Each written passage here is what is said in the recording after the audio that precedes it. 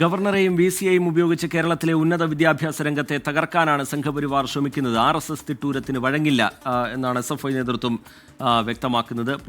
വലിയ പ്രതിഷേധം, മണിക്കൂറുകൾ നീണ്ട പ്രതിഷേധം കേരള സർവകലാശാലയിൽ ഉണ്ടായതിന് പിന്നാലെ SFI നേതാക്കൾ പ്രതികരിക്കുകയായിരുന്നു. ഇപ്പോഴൊരു സംഘർഷാവസ്ഥയ്ക്ക് അയവ് വന്നിട്ടുണ്ട്. പ്രവർത്തകർ പക്ഷേ അവിടെ കുത്തിയിരുന്ന് പ്രതിഷേധിക്കും എന്നാണ് അറിയിച്ചിരിക്കുന്നത്. വരും ദിവസങ്ങളിലും ഗവർണർക്കെതിരെ VC-ക്കെതിരെ പ്രതിഷേധം തുടരും എന്നാണ് SFI നേതൃത്വം അറിയിച്ചിരിക്കുന്നത്.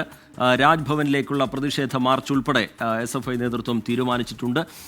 ഇന്നത്തെ പ്രതിഷേധത്തിൽ അത് ഒതുങ്ങില്ല എന്നാണ് SFI നേതാക്കൾ വിശദീകരിക്കുന്നത്. സർവകലാശാലകളെ കാവ്യവൽക്കരിക്കുന്നു എന്നാരോപിച്ചുകൊണ്ട് ചാൻസലറായ ഗവർണർക്കെതിരെ കേരളയിൽ മാത്രമല്ല പല സർവകലാശാലകളിലേക്കായി ഇന്ന് SFIയുടെ പ്രതിഷേധമുണ്ടായിരുന്നു. കാലിക്കറ്റിലും കണ്ണൂരിലുമൊക്കെ പ്രവർത്തകരും പോലീസും തമ്മിൽ ഏറ്റുമുട്ടുന്നത് കഴിഞ്ഞ മണിക്കൂറുകളിൽ നമ്മൾ കണ്ടു. കേരള സർവകലാശാലയിലെ പ്രതിഷേധമാണ് വലിയ സംഘർഷാവസ്ഥയിലേക്ക് പോയത്. പ്രവർത്തകർക്ക് നേരെ പോലീസ് ജലപീരങ്കി പ്രയോഗിച്ച് ഒരു ഘട്ടത്തിൽ ലാത്തി ചാർജിലേക്ക് പോലീസ് കടക്കുന്നത് കണ്ടു. ബാരിക്കേഡുകൾ മറികടന്ന് പ്രവർത്തകർ സർവകലാശാലയ്ക്കുള്ളിലേക്ക് തള്ളിക്കയറിയതിന് ശേഷമാണ് ഒരു സംഘർഷ സാഹചര്യം, ഒരു യുദ്ധസമാനമായ സാഹചര്യം അവിടെ നിലനിന്നത്. പ്രവർത്തകരെ അറസ്റ്റ് ചെയ്ത് നീക്കിയിട്ടുണ്ട്.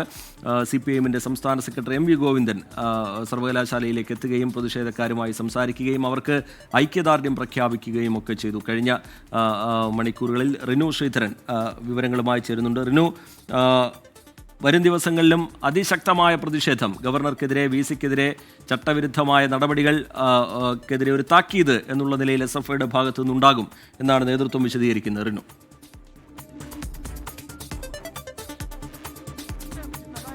ായിട്ടുള്ള സമരവുമായി SFI മുന്നോട്ട് പോകും എന്നുള്ളതാണ്. VC-യെ പോലും സർവകലാശാലയ്ക്ക് അകത്തേക്ക് പ്രവേശിപ്പിക്കാത്ത തരത്തിലുള്ള സമരത്തിലേക്ക് നാളെ പണിമുടക്കിന് ഐക്യദാർഢ്യം പ്രഖ്യാപിക്കും.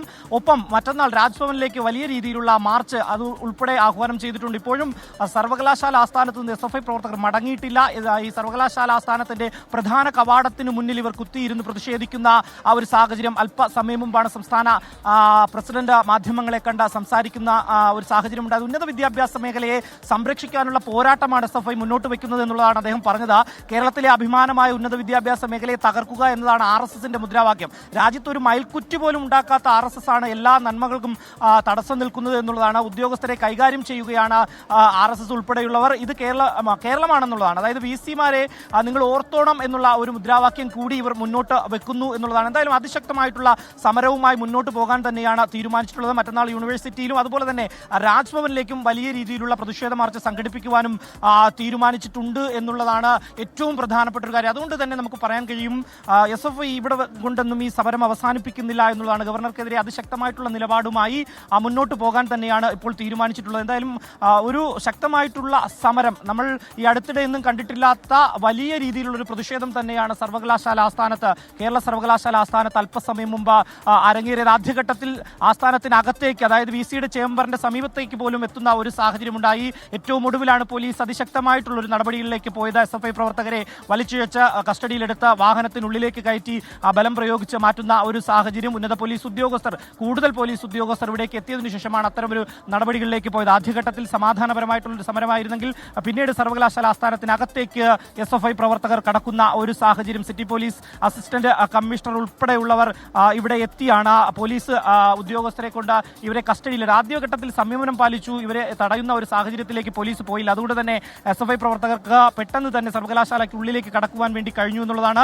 അതിനുശേഷമാണ് പോലീസ് കടുത്തൊരു നിലപാടിലേക്ക് പോയത്, കസ്റ്റഡിയിലെടുക്കുന്ന ഒരു നിലപാടിലേക്ക് പോയത് എന്നുള്ളതാണ് ഏറ്റവും പ്രധാനപ്പെട്ട ഒരു കാര്യം. എന്തായാലും സമരം ഇവിടെ കൊണ്ട് അവസാനിപ്പിക്കുന്നില്ല. സമരവുമായി മുന്നോട്ട് പോകാൻ തന്നെയാണ് SFI പ്രവർത്തകരുടെ തീരുമാനം. എന്തായാലും പോലീസും ആസ്ഥാനത്ത് നിലയുറപ്പിച്ചിട്ടുണ്ട്.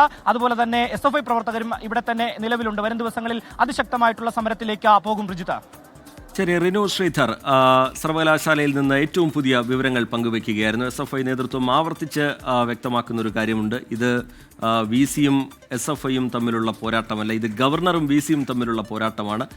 സർവകലാശാലകളെ കാവ്യവൽക്കരിക്കാൻ ശ്രമിക്കുന്നത്, ഗവർണറെ ഉപയോഗിച്ച് കാവ്യവൽക്കരിക്കാൻ ശ്രമിക്കുന്നത് സംഘപരിവാറാണ്. അതിനെ എന്ത് വില കൊടുത്തും ചെറുക്കും.